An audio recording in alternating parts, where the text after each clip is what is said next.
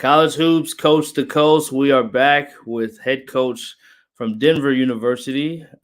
We were excited to talk about their 10-6 start to the season. I don't have my illustrious colleague with me, Kevin Sweeney, today, but it will still be a great time because the most important guest will be the coach that we're bringing in. Coach, how are you doing? Hey, Brian, how are you? Nice to I'm see good. you. Nice to finally meet you. Yeah, nice to do the same. We're in the same state now, and we have some mutual friends and contacts. So good to have you on, and good to celebrate this season that you guys are having. Year twos can be challenging year to turn over a program and kind of get it going in the direction you want. And you guys are off to an awesome start, 10-6, and had a 6-game winning streak within that. A lot of close games and a lot of great statistical things you guys are doing. So we'll talk about all of it, but just in general, what are you excited about this year's team so far? Yeah, Brian, it's just been great to see the progress. You know, we had a plan when we came in and we took over a program. We knew we had a lot of work to do. Honestly, one of the things that appealed to me about the University of Denver job was that it needed to be rebuilt, and my coaching background has had me at places where very similar situations where we were trying to do something that hadn't been done either in a long time or maybe never achieved. So University of Denver was very much like that. I feel very comfortable being at a prestigious academic institution like the University of Denver. In years past, I've been an assistant coach at Cal Berkeley. Been an associate head coach at Stanford. So this was a good fit for me. You know, we always talk about good fit for the players and in recruiting, and this was a great fit for me. And we had a plan when we came in, and we made progress last year. I would tell you, we inherited a team that won one Division I game the season before we got here. Last year, we won 10 games, 7 conference games, and which is what the program had won in the last 3 years combined. So I would say we finished in the middle of the pack of the Summit League last year, and I'd like to say we returned the program to respectability. And then, of course, the objective this year was to build upon that. I think we have. We've got 10 wins at this point in the season with 15 conference games to go. We've had some recruiting success. We can talk about our play on the court, but it's really nice to see that it has come together and that the program is making progress in the way that we hoped.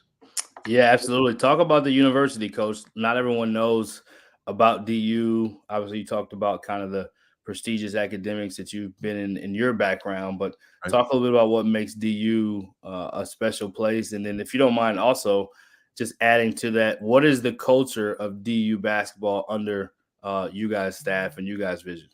You couldn't have asked a better question because that's so important to me. So very, very quickly, the University of Denver is one of the top 70 academic institutions in the country. So a very, very good academic institution, very prestigious. From an admission standpoint, we definitely have admission requirements that are probably higher than most universities. It's not quite where the Stanford admission standards were, but it's not too far away. And that goes hand in hand with your question, Brian, about our culture. I embrace it. I really do. I like being part of a prestigious academic institution. I think that the academic requirements for student athletes to get into our institution go hand in hand with what my culture is all about. And I very simply, I would tell you, you have to recruit to your culture. You have to recruit to your core values. You can't fit a square peg in a round hole. And I guess I've learned that over the years. And we recruit high character, high integrity young people. And the best way that I like to say it, Brian, is guys that chase excellence in all they do. And, at Stanford, we had a culture similar to that, where our guys were, they wanted to work hard to make it to the NBA. And I think in my time at Stanford, we had 5 guys who played the NBA, and that was great. But the same guys also wanted to chase excellence with their academic opportunities, with their networking opportunities. And I love being around guys like that. And I thought I could build a very similar culture to that here at the University of Denver. We've done that, and I really think it's the foundation for any type of success that we have in our program. I love coaching guys like that, and Yeah. we, to give you an idea, I was at Stanford for 5 years. We never checked classes one time. You came to Stanford because you were interested in the academic Yeah. opportunity, and you also understood the academic responsibilities. The University of Denver is the same thing from that standpoint. And we haven't checked one class. Last quarter, we had a 3.6 GPA as a team. Wow. The quarter before that was 3.55. So we're bringing in guys that fit the academic mission of the university, that Yeah. fit our culture, and then we'll continue to grow the program. Yeah, well said. Well said. It makes sense why they hired you, Coach. I feel like that was the press conference right there. I love it. So this I didn't this have team. a press conference. It was during COVID. So They didn't give you a virtual press conference, huh? yeah, it was virtual with some of the media people, but That's okay. yeah, This a is your little press different. conference now, Coach. We're rocking. We're rocking and rolling. So this team, 10-6, you had a 6-game winning streak.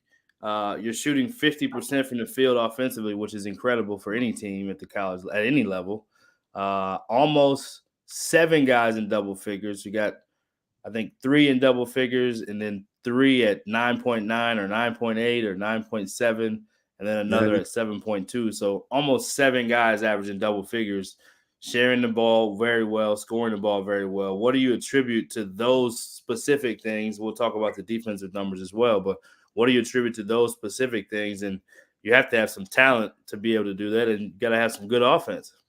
well, I think very early on we identified what the strength of our basketball team was, and I remember last year and other years that I coached, sometimes it took 8 games or so before you really understood the identity of your basketball team. And I thought we had an advantage this year. I thought going into the season, we knew who we were. Unfortunately, our best 3-point shooter, Coben Porter, Michael Porter's younger brother, who had just a fabulous freshman year for us a year ago. He's missed this season with an ACL tear. But we went to France over the summer, and we had our normal summer. Then we got 10 extra practices. Then we got to play 4 games against professional teams in France. And I really thought that when we came back for the fall, I had a very good feel for who we were and what our strengths were. And I think what we've done is we recognized our identity. And I think our identity as an offensive basketball team is one that attacks the paint multiple times within the possession, gives ourselves chances to get layups and to get to the free throw line. And that was the objective as we entered the season. And we've done a very nice job playing to our identity.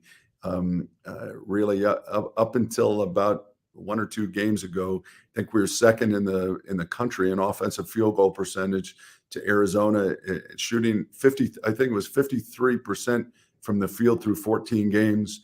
Yeah. And we were second in the country in free throws attempted, second in the country in free throws made for a large part of the non-conference season. So when I say we played to our identity, we recognize that that's what we needed to do to be successful offensively.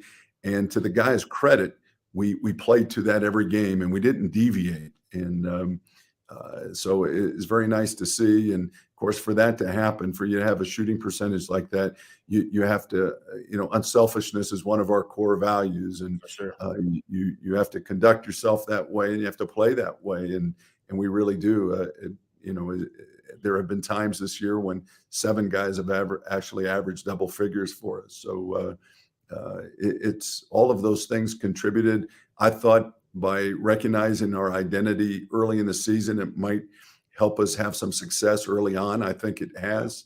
And of course, now we're in league season where everybody knows what you're trying to do, and, Right. and you're geared to stop you. And I think every coach in the country will tell you things get a little bit tougher in league, and they certainly have.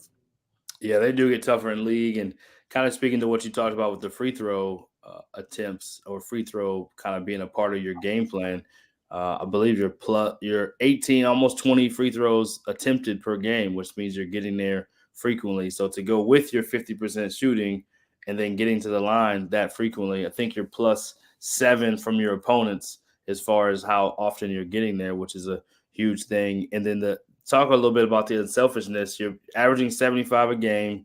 You have almost 7 guys in double figures.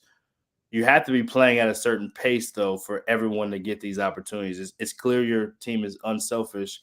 What's the pace of play like, and kind of what's the offensive system that you guys are doing? Because I'm sure there's recruits that may hear this at some point and say, hey, I want to play at DU. That sounds fun.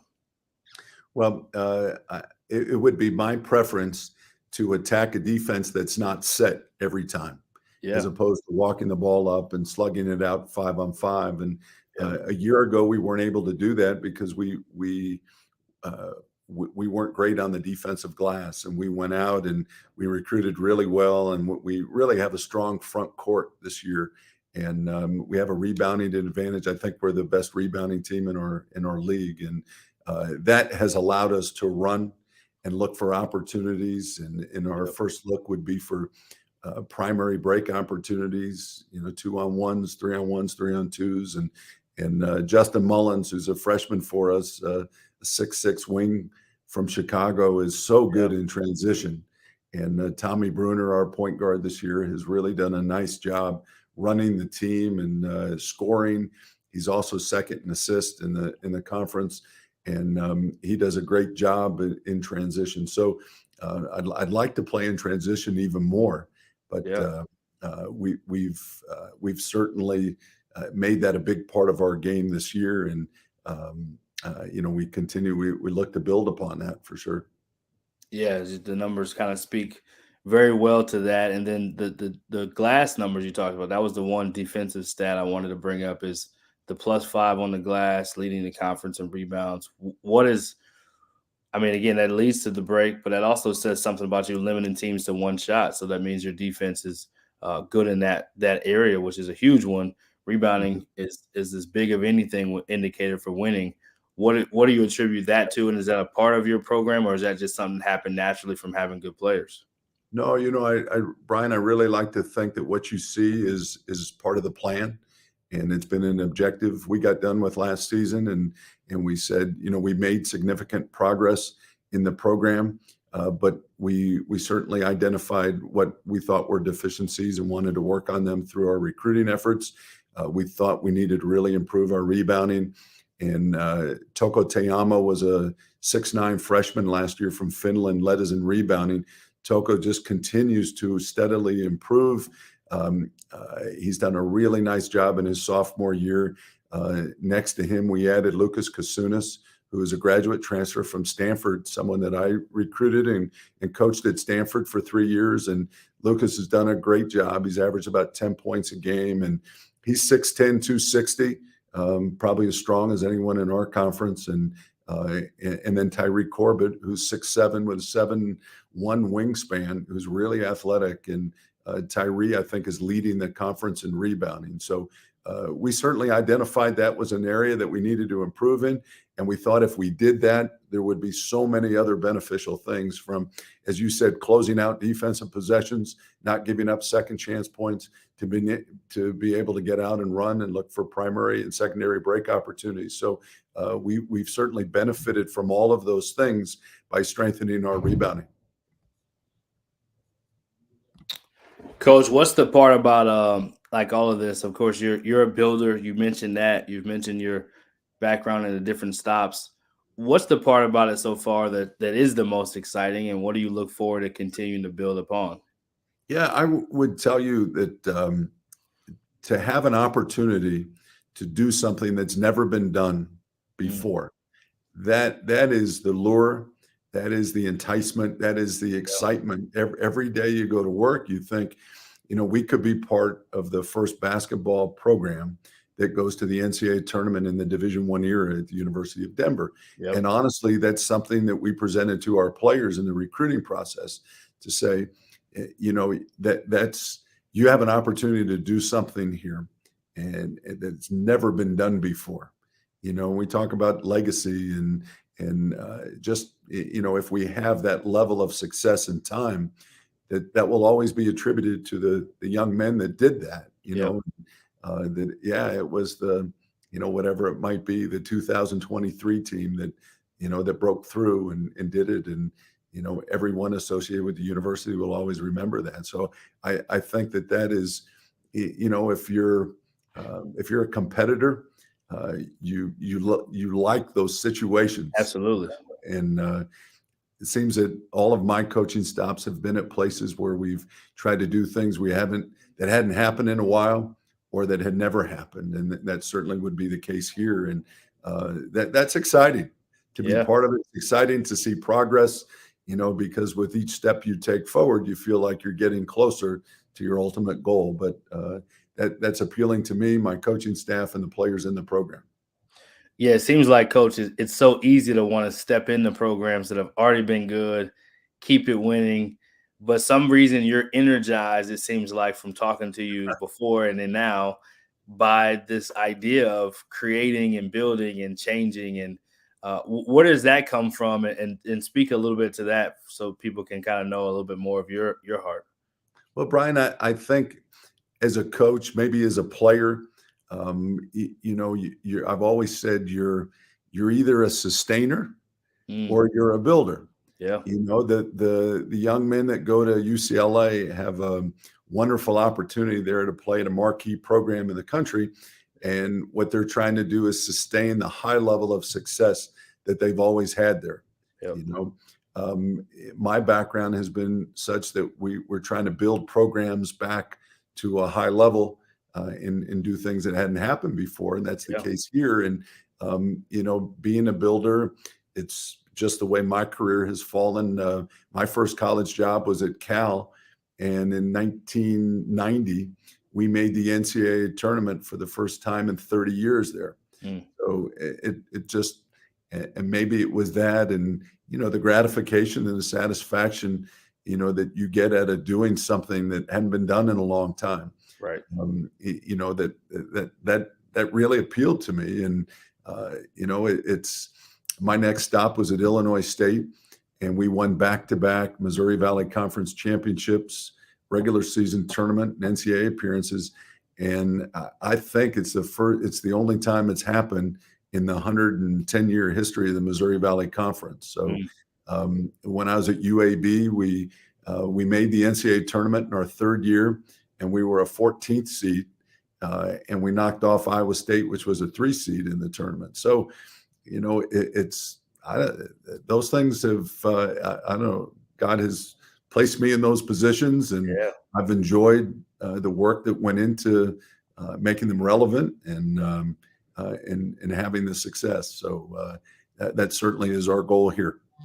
Yeah, and I think I've had some similar experiences to you, Coach, in building and creating and turning around programs. I think once you experience kind of the rush and the satisfaction and the gratification of it, it almost is like, okay, wait a minute, I got a formula here. I think I know what this looks like. Let's do this again. So I think there's something that's a different type of reward when it's kind of some things that hadn't been done, or you go in this uncharted territory and people maybe don't think you can, and then you do. And there's something to be said about that as a group when you can do that. It's a very fun thing.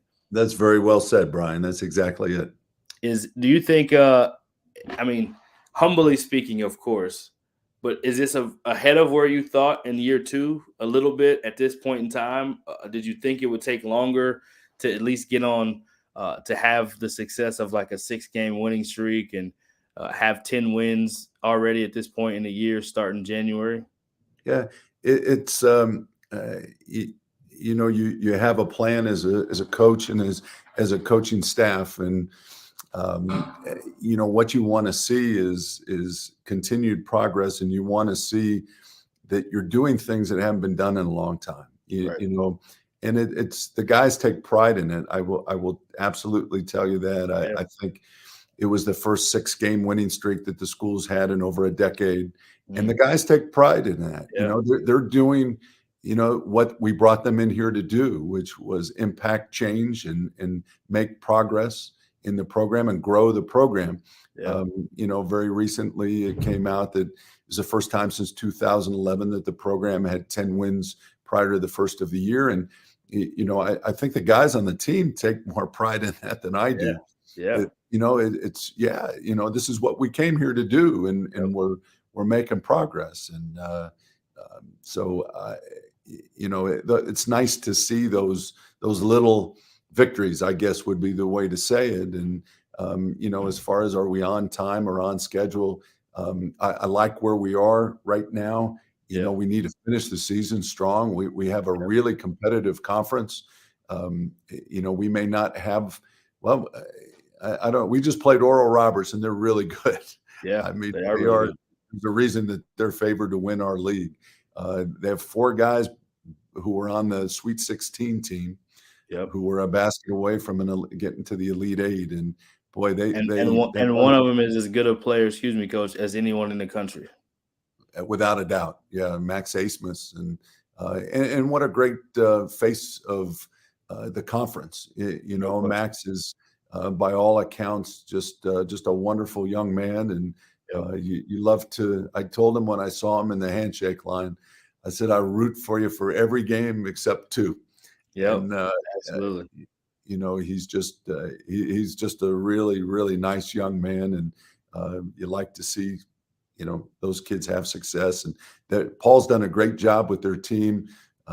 Boy, they're if they get in the tournament, and they should, they're going to make some noise. They're very, very good. So my point being that the rest of the conference has really improved. We feel like we're a much improved team from a year ago, but yet you look around and so is everybody else. So Yeah. I think we have, outside of maybe Oral Roberts being the elite team, we have tremendous parity in our conference this year.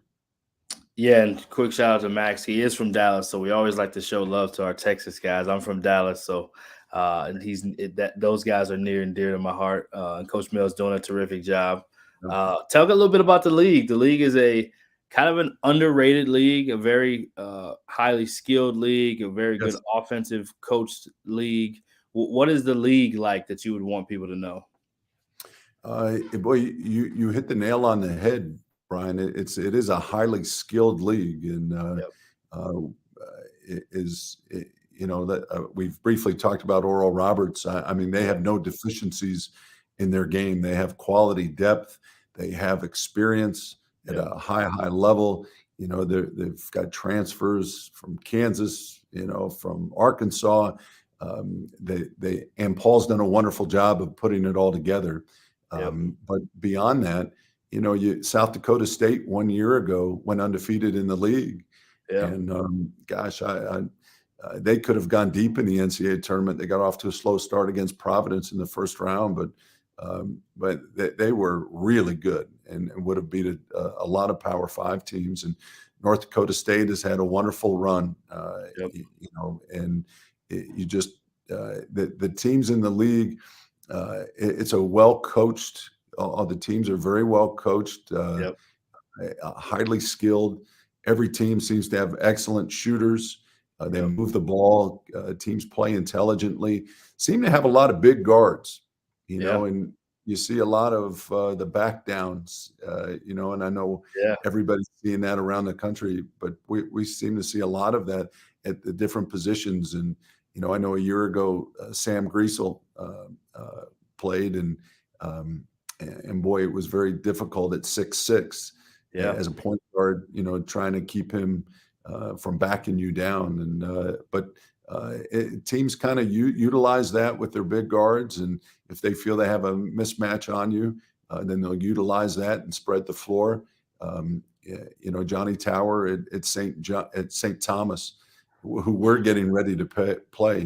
Thursday. A wonderful job. My goodness, he took a Division III program, which was a championship-laden program, so the kids knew how to win. They had a great culture.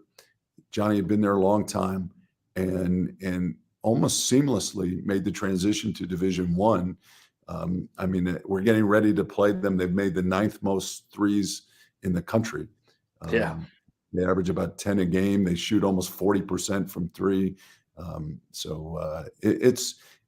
We have tremendous parity. And if Marvin Menzies is the new coach at UMKZ.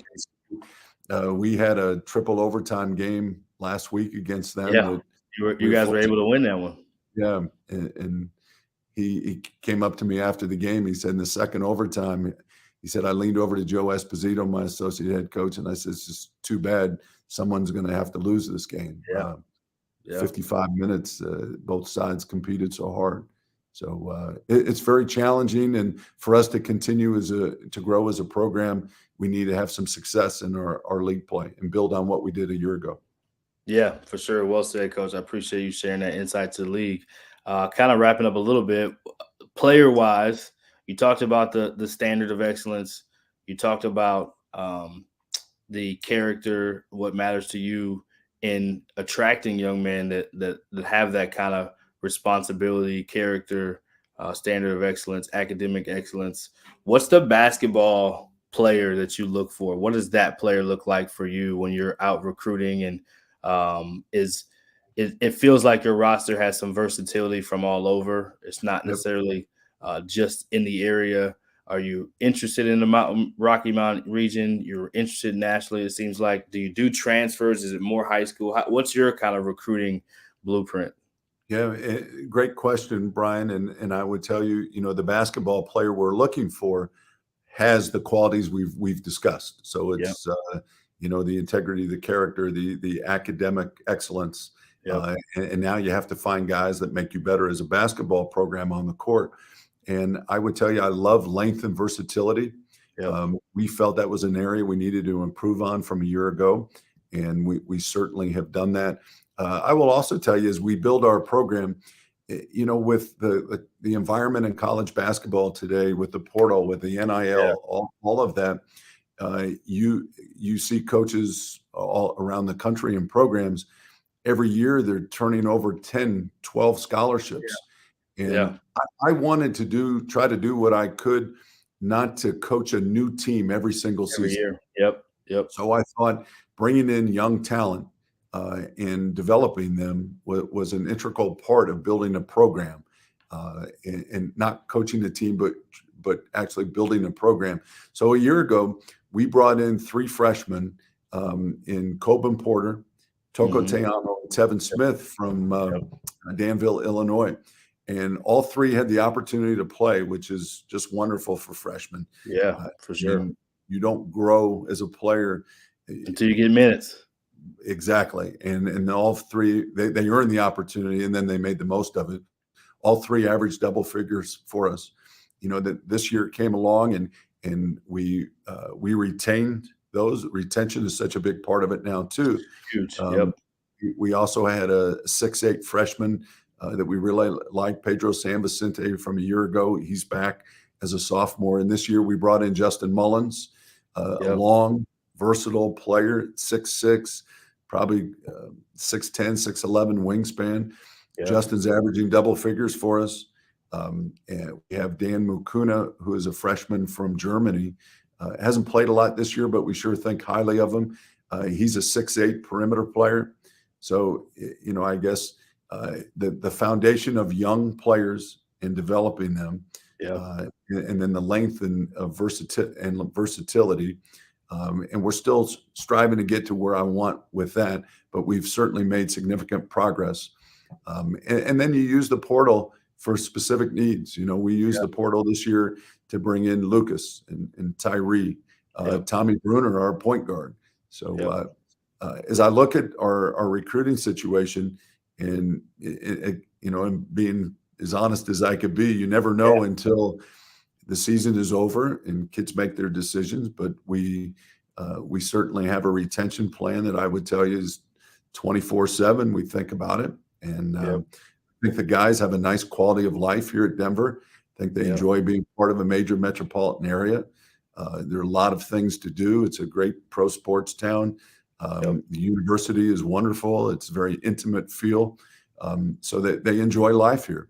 And so we'll continue to build upon that and do it. And this year we signed another freshman from Chicago, in DeAndre Craig. And he's a point guard who is an absolute jet from foul line to foul line. So as we talk about style of play and willingness to run and attack defenses before they get set, DeAndre should be great at that. He is a real jet from foul line to foul line.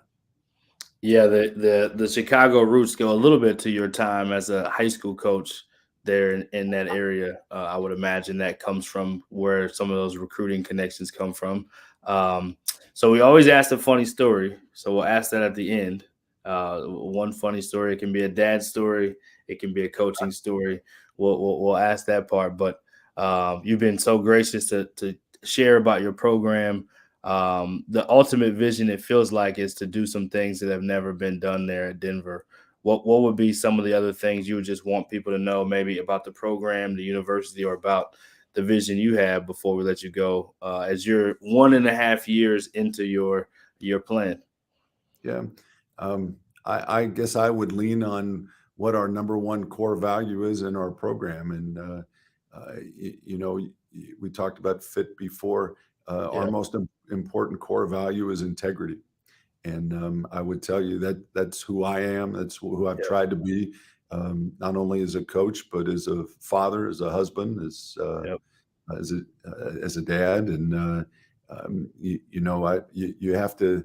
These core values are not just words up on the yeah, locker room wall, but it's got yeah, to you got to live it. And um, we're trying to do things the right way. And I take over my career, I've taken a great deal of pride in doing that. And yeah, it's the integrity piece. It's the selflessness that we talked about. yeah, It's having a program with accountability and discipline. I think that's important. It's important I think, to have an effective basketball team that displays accountability and discipline in what they do. yeah, But more yeah, importantly, I think to be effective members of society, as you grow to be men. And I want to go to the weddings when my guys get married, and and see them become husbands and dads. And I like to feel that all the things that we talk about will be remembered when they're in those roles. And that's really important to me. I've enjoyed the mentoring yep. uh, of my players over the years, and the relationships that have sustained themselves over 30 years. And that may be the most gratifying part of it, Brian. Yeah, absolutely. Before we go, and I tell you, ask a funny story. I have to.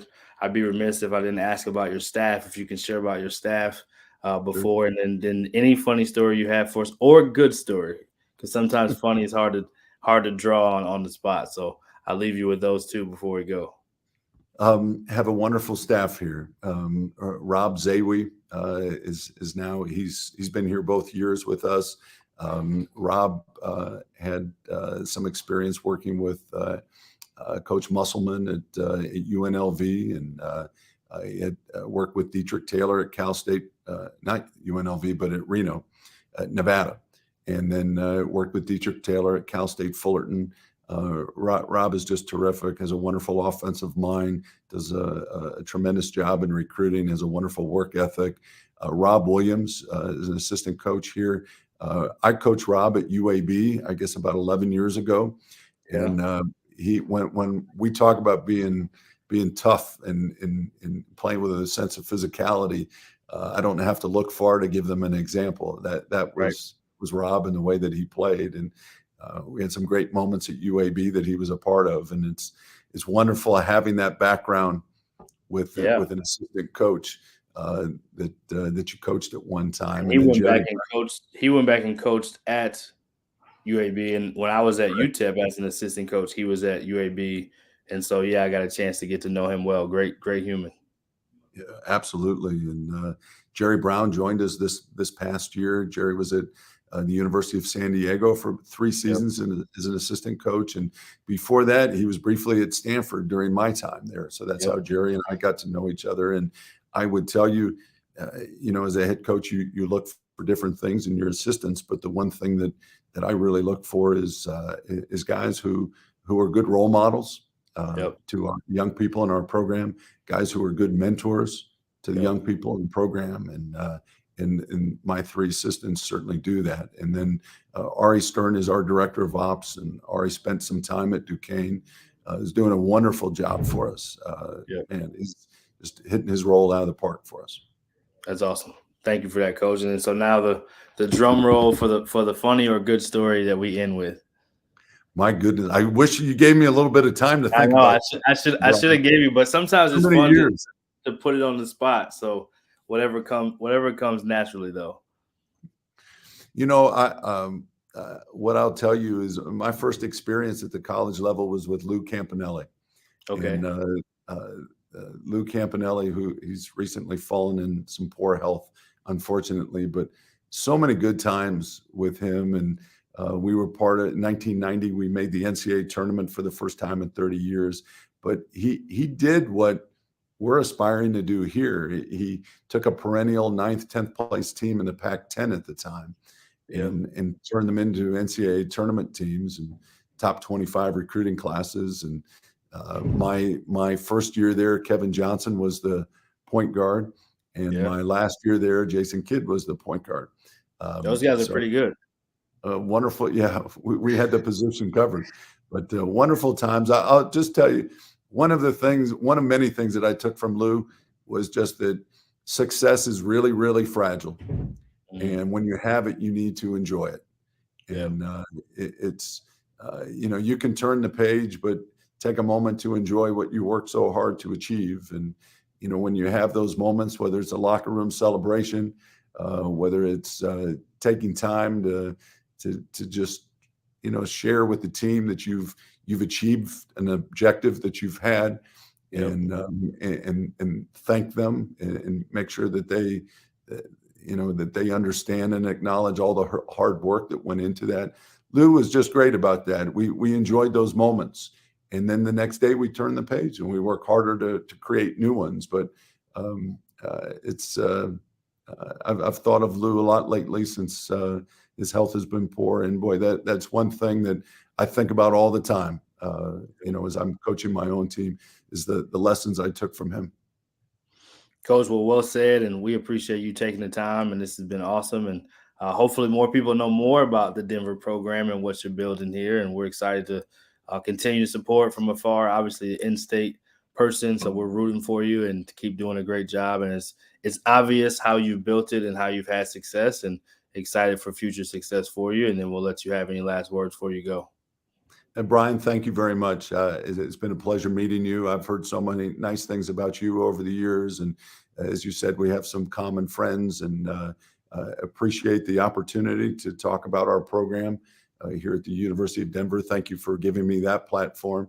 Appreciate that, and hope we stay in touch and see a lot of each other in the future. Yes, absolutely, Coach. Thanks so much. Thanks, Brian. Appreciate it.